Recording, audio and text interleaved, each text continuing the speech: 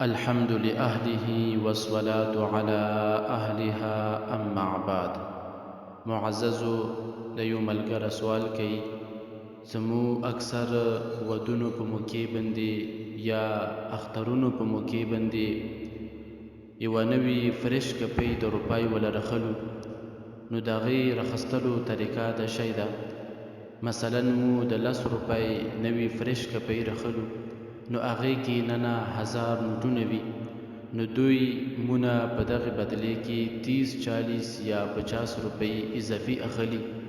نو آیا د شی نوی فرش کپی دغه اضافي پیسو سره رخصتل هغه څنګه دي؟ الجواب وبالله التوفیق.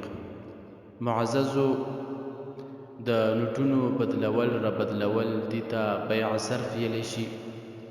کچری دغه کرنسی د یو ملک ولوه نو بیا په دوی منځ کې برابري یعنی مساوات هغه ضروری ده.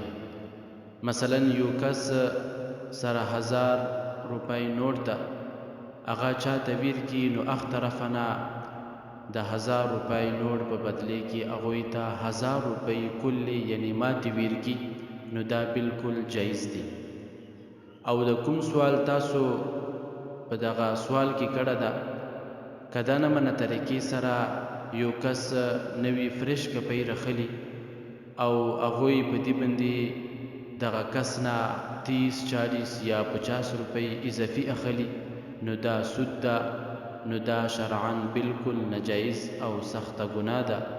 دی په باره کې احادیثو کې سخت وعیدات هغه راغلي دي. ها کچری کرنسی د جدا جدا ملک ولوا، مثلا یو ملک کرنسی هغه درهم ریال وو او بل طرفه د پاکستان روپۍ وي، نو کدا چیرې سړی بدلی نو دوی کې بالکل زیادت او کموالی هغه بالکل جایز ده.